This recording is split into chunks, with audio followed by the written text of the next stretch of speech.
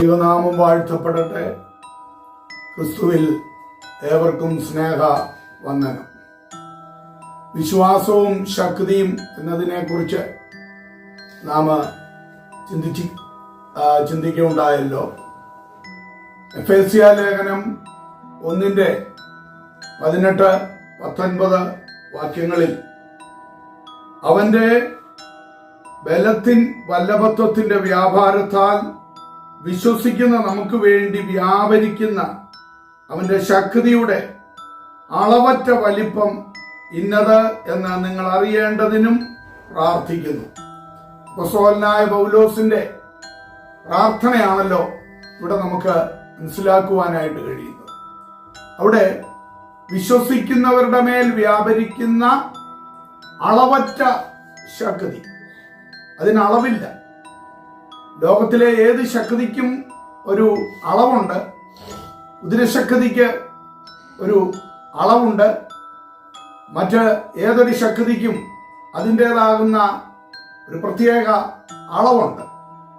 എന്നാൽ ഇവിടെ പൗലോസ് പറയുന്നത് വിശ്വസിക്കുന്നവരുടെ മേൽ വ്യാപരിക്കുന്ന അളവറ്റ ശക്തി, ഇത് അളവ് കൂടാതെയാണ്. എത്രത്തോളം വിശ്വാസത്തിൽ ഒരാൾ ഏൽപ്പിച്ചു കൊടുക്കുമോ, കഴിഞ്ഞ ദിവസം ചിന്തിച്ചതുപോലെ അതിൻ്റെ ആഴം എത്ര വലുതാണോ, അതിൻ്റെ വീതി എത്ര വലുതാണോ, അത്രത്തോളം ആ ശക്തി ആ വ്യക്തിക്ക് ആർജിച്ചെടുക്കുവാനായിട്ട് കഴിയുന്നു എന്നതാണ് നമുക്കിവിടെ കാണുവാനായിട്ട് കഴിയുന്നത്.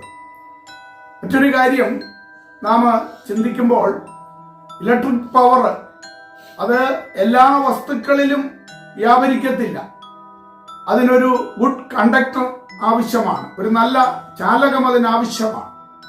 എല്ലാറ്റിലും അത് വ്യാപരിക്കത്തില്ല. എന്നതുപോലെ ഇവിടെ ഇത് വിശ്വസിക്കുന്നവരിൽ മാത്രമാണ് ഈ ആത്മീക ശക്തി വ്യാപരിക്കുന്നത് എന്ന് നമുക്ക് മനസ്സിലാക്കുവാനായിട്ട് കഴിയും. നമ്മുടെ യേശു കർത്താവിന്റെ പരസ്യ ശുശ്രൂഷയില് അനേകർ തന്നെ മുട്ടിയുരുമി നടന്നു. വലിയ ആൾത്തുക്കൾ അവിടെയെല്ലാം ഉണ്ടായിരുന്നു.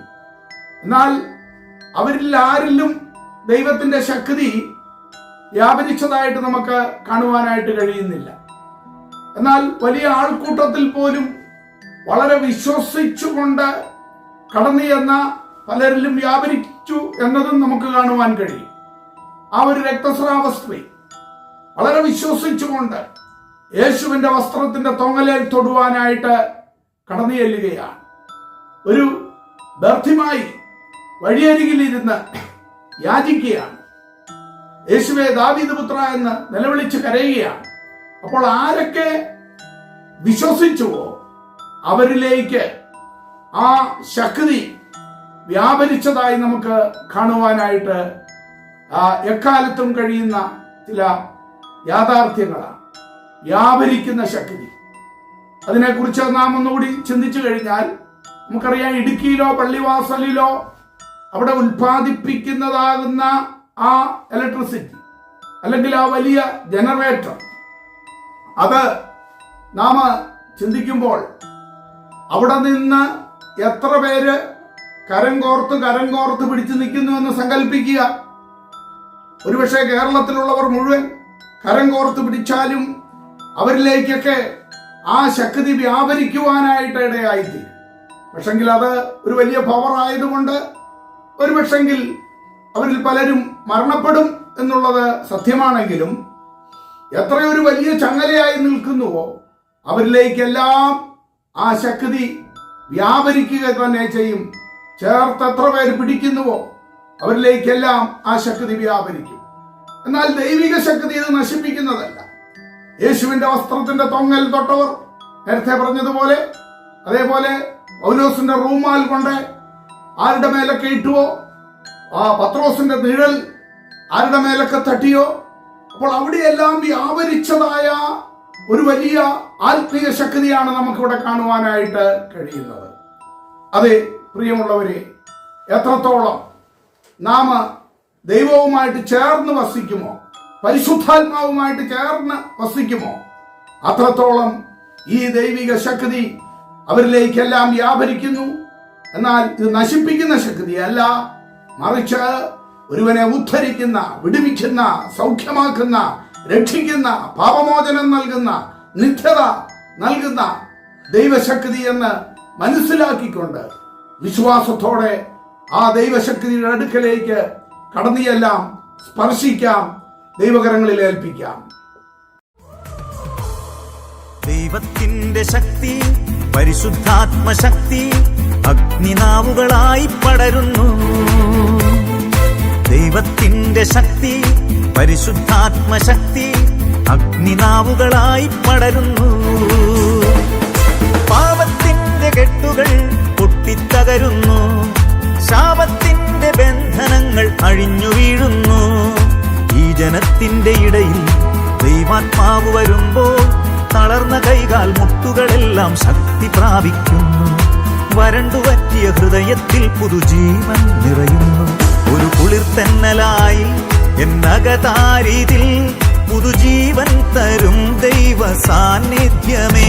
ഊഹയേ നീ കാറ്റായി വാ, ഊഹയേ തിനാവായി വാ, ഊഹയേ വെൺപാവായി വാ, ഊഹയെന്നിൽ നീ നിറവായി വാ.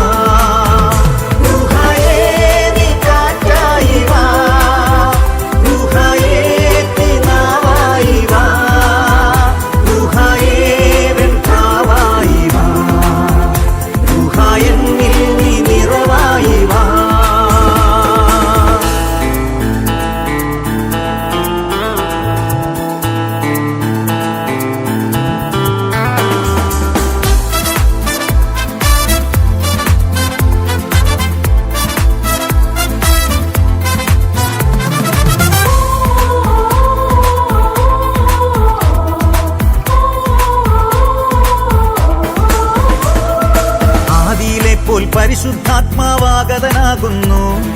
ഉള്ളിൽ തിങ്ങും തിന്മകളെല്ലാം ചാമ്പലാകുന്നു. ആദിയിലെ പോൽ പരിശുദ്ധാത്മാവാഗതനാകുന്നു. ഉള്ളിൽ തിങ്ങും തിന്മകളെല്ലാം ചാമ്പലാകുന്നു. സ്തുതിപ്പിന്റെ വരമിന്നെന്നിൽ നിറഞ്ഞു കവിയുന്നു. പാപാന്ധകാരമെല്ലാം നീങ്ങിപ്പോകുന്നു. സെഹിയോന്റെ മട്ടുപ്പാവിൽ അഗ്നിതന്നാവുകളായി ആഗതനായൊര പരിശുദ്ധാത്മാവേ. സെഹിയോന്റെ മട്ടുപ്പാവിൽ അഗ്നിതന്നാവുകളായി ആഗതനായൊര പരിശുദ്ധാത്മാവേ. ഊഹയേ നീ കാറ്റായി വാ,